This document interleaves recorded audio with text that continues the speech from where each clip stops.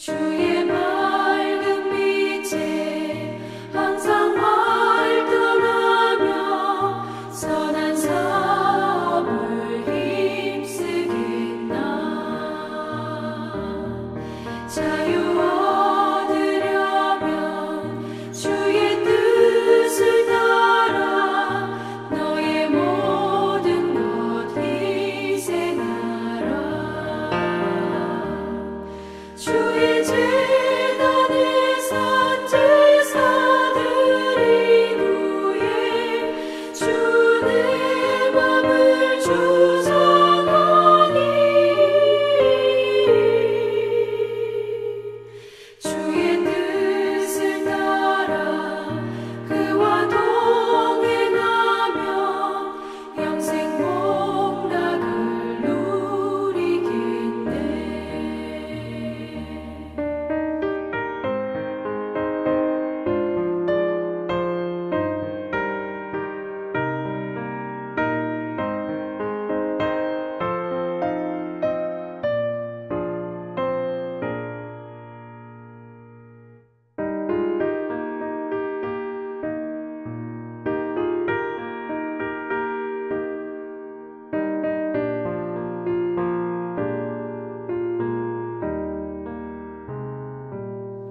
주의 제단 앞에 모두 바친 후에 주와 온전히 쌓이겠네. 주님 주신 기쁨 또한 그의 사랑 어찌 말로 다 형용하랴. 주의 제단에 산 제사드린 후에 주 내 맘을 주선하니.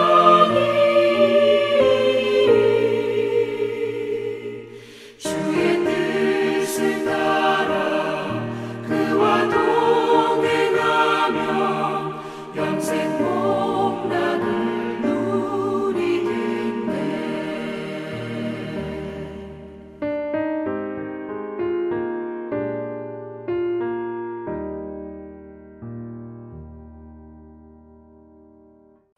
오늘 우리에게 주신 하나님의 말씀은 사무엘상 2장 12절부터 21절까지의 말씀입니다.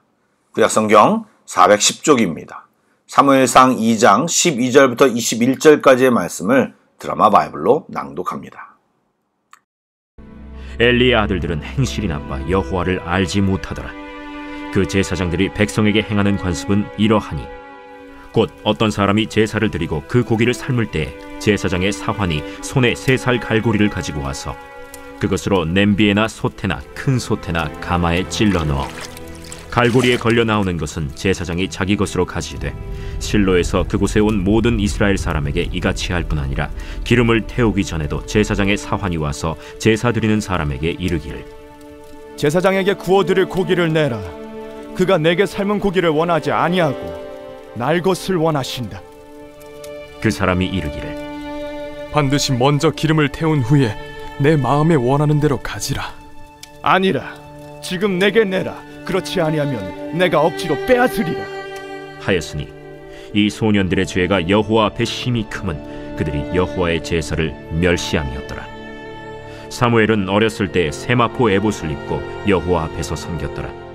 그의 어머니가 매년 드리는 제사를 드리러 그의 남편과 함께 올라갈 때마다 작은 겉옷을 지어다가 그에게 주었더니 엘리가 엘가나와 그의 아내에게 축복하여 이르되 여호와께서 이 여인으로 말미암아 내게 다른 후사를 주사 이가 여호와께 간구하여 얻어 바친 아들을 대신하게 하시기를 원하노라 하였더니 그들이 자기 집으로 돌아가매 여호와께서 한나를 돌보시사 그로 하여금 임신하여 세 아들과 두 딸을 낳게 하셨고 아이 사무엘은 여호와 앞에서 자라니라. 샬롬, 좋은 아침입니다. 벌써 토요일입니다. 주의 은혜가 오늘도 충만하며 복된 주일을 준비하는 귀한 이 하루가 되기를 소망합니다. 내일은 어린이 주일로 강준원 전도사님이 처음 주일 설교를 준비하십니다. 많은 기도와 격려를 부탁드립니다. 아멘. 말씀을 나누겠습니다. 1장에서도 엘가나와 엘리, 한나와 분인나 두 사람들이 당하는 상황과 그들의 믿음의 행동을 대조시켰는데 2장에서도 어제 본문에서 한나의 기도를 통해 하나님 앞에 신실한 사람에게 하나님께서 어떻게 행하셨는지를 보여주셨다면 이제 엘리의 두 아들 홈리와 비느하스의 나쁜 행동을 소개하며 두 가정의 모습을 대조시켜 보여주고 있습니다. 이미 한나에 대한 하나님의 응답은 소개가 되었고 이제 오늘 본문에 소개되는 엘리의 두 아들의 나쁜 행실을 보여주는 뒤에 나오는 하나님의 반응과 심판을 예상케 합니다. 홈리와 비느하스는 제사장들이었습니다. 그들은 아버지 엘리에게 하나님에 관해 또 제사장의 직무와 율법에 대해 배웠을 것입니다. 그러나 그들은 하나님을 알지 못했습니다. 몇 번 주일 설교 때도 말씀드렸지만 여기서 하나님을 안다는 것은 하나님과 인격적인 관계를 맺는다는 것을 의미합니다. 친구가 되고 사귐이 실제가 있는 것을 말하는 것입니다. 우리는 하나님을 지식만으로는 정확히 알 수가 없습니다. 그리고 지식만으로 아는 것은 제대로 관계 형성이 된 것이 아닙니다. 구체적으로 설명해 보겠습니다. 윤 대통령을 좋아하시거나 또 싫어하시는 분도 있겠지만 설명을 위해 제가 예를 들어 보겠습니다. 제가 윤석열 대통령의 이력과 말한 것들을 다 조사해서 잘 안다고 가정하고 다른 사람에게 제가 윤 대통령에 대해 잘 안다고 말하고 다닌다고 생각해 보시죠. 예, 제가 윤 대통령에 대해서 잘 알고 있습니다. 그러나 저는 윤 대통령을 한 번도 만난 적이 없습니다. 대화도 나눠본 적이 없습니다. 윤 대통령도 저를 개인적으로 모릅니다. 그럼 어떤 사이죠? 아무 사이도 아닙니다. 그리고 그런 상황에 대해 저는 아무런 불편함이 없습니다. 그런데 이와 똑같은 설정이 하나님과 되어 있다. 그렇다면 그것은 비극입니다. 하나님에 대한 정보는 거의 신학박사 수준으로 안다고 할지라도 실제 하나님과 내가 아무런 관계가 없는 사이라면 한 번도 대화한 적이 없고 어떤 소통 같은 인격적인 관계 활동도 가져보지 못했다면 그것은 하나님의 자녀가 아직 아닌 것입니다. 하나님과 아무런 사이가 아닙니다. 설사 하나님과 관계가 있다고 할지라도 아직 하나님의 은혜를 제대로 체험한 사람들이 아니라는 것입니다. 오늘 엘리의 두 아들도 똑같은 것입니다. 배웠지만 그대로 하지 않습니다. 왜요? 하나님이 어떤 분이신지, 얼마나 세밀하시고 우리를 불꽃 같은 눈으로 보시는지, 우리의 심령 깊숙한 곳도 모두 보시는 분이시라는 것을 알지 못하고 있습니다. 그러니 규정을 무시하고 자기 마음대로 먹고 싶은 고기를 먹고 절차도 무시하고 아무 때나 빼앗아가고 마치 자기들이 하나님처럼 행하고 있는 것입니다. 한두 차례도 아니고 지속적으로 반복적으로 말입니다. 즉 그들은 제사보다 제물에 더 관심이 있고 하나님보다 자신을 더 위하는 자들인 것입니다. 성경은 그들의 죄가 크다고 말하며 그들이 하나님을 멸시하고 있다고 말하고 있습니다. 주신 직분을 소중히 여기고 마땅히 감당할 것들을 잘 감당하며 종교인이 아니라 하나님과 진정한 소통을 하는 하나님의 자녀가 되길 주님의 이름으로 축복합니다. 아울러 하나님의 자녀로서 하나님께 드리는 예배를 통해 더 깊은 교제를 하여 하나님과 친밀한 자가 되어야 하는 것입니다. 그러기 위해서는 예배를 가장 귀한 가치로 여기고 집중해야 합니다. 기억하시기 바랍니다. 예배를 소중히 여기지 않고 잘된 사람, 복된 사람은 한 사람도 없습니다. 예배를 받으시는 분이 우리 하나님이시기 때문입니다. 이어 나오는 사무엘을 주목하시기 바랍니다. 사무엘은 어려서부터 세마포 에봇을 입고 하나님을 섬겼다고 소개합니다. 사실 세마포 에봇은 제사장들이 입는 복장입니다. 그런데 사무엘이 어려서부터 입었다고 하는 것은 어려서부터 성실하게 하나님을 섬겼다는 것을 보여주는 것입니다.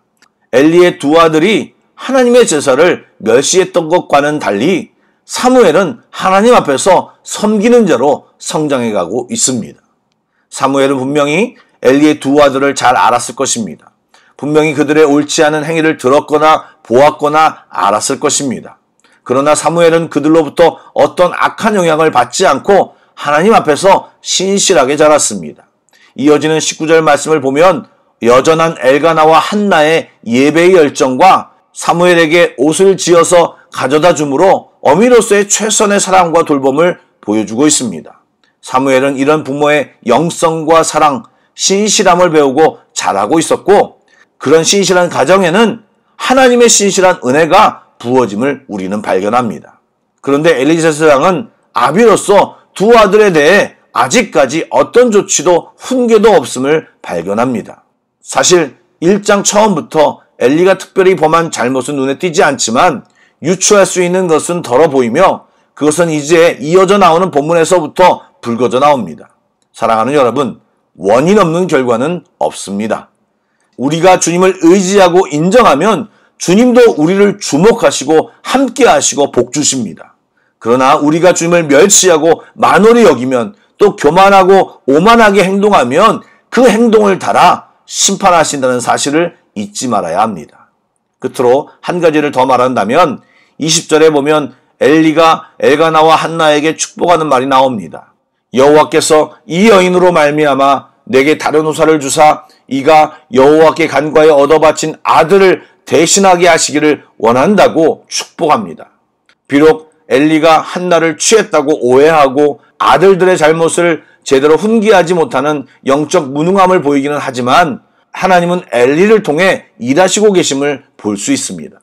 사무엘을 낳을 때도 엘리의 축복의 말이 있었고, 그 후에 세 아들과 두 딸을 더 낳을 때도 엘리의 축복이 사전에 있었습니다.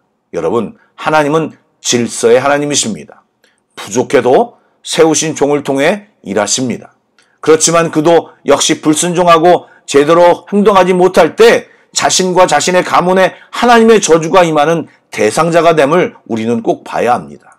우리가 하나님의 종을 지나치게 무시하는 것도 문제이고, 하나님과 인간 사이의 중간자 이상으로 보고 받드는 것도 문제입니다. 서로 존중하고 사랑하고 귀하게 여기는 관계가 되어야 하는 것입니다. 그래서 목회자가 의무감이 아닌 사랑으로 섬기며 기도해주는 관계, 성도 역시 경계하거나 불가근의 관계로 있는 것이 아니라 사랑으로 섬기며 함께하는 관계가 되어야 합니다. 이런 은혜가 우리 교회 안에 가득하기를 축복합니다. 아멘. 기도하겠습니다. 사랑의 하나님, 종교적인 행위만을 가지는 신앙에서 벗어나 하나님과 사귐이 있는 신앙으로 나아가게 하여 주옵소서. 살아계시고 우리를 너무나 사랑하시는 하나님께 나아가 기도하고 말씀 나누고 순종함으로 주님과 친밀함을 누리게 하여 주옵소서. 우리의 작은 신음에도 응답하시고 우리를 주목하시는 주님을 머리로만 알지 않게 하시고, 말씀에 순종하여 말씀이 진짜임을 알고 주님을 경험하여 감사하고 주님이 주시는 은혜 가운데 계속 머무는 주의 자녀들이 다 되게 하여 주시옵소서. 예수님의 이름으로 기도드립니다. 아멘. 계속해서 찬양 한 곡을 묵상하시고 합심 기도와 개인 기도로 나아가겠습니다. 사랑하는 내 딸아, 너의 자금도 내게 귀하다.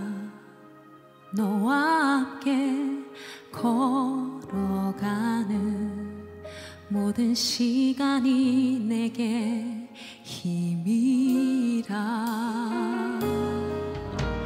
사랑하는 아들아, 내 연약함도 내게 큼이라. 너로 인해 잃어버린 나의 양들이 돌아오리라.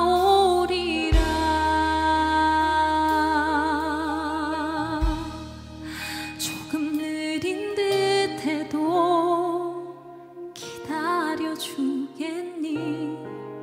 조금 더딘 듯해도 믿어줄 수 있니?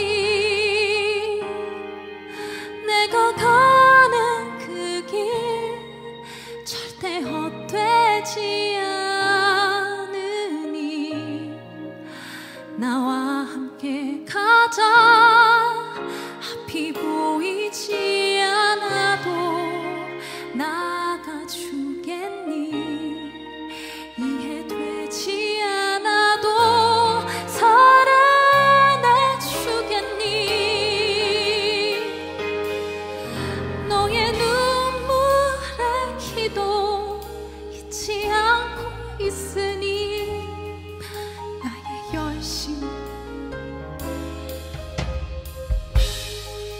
함께 찬양합시다. 사랑하는 내 딸아, 우리 함께 고백하기 원합니다.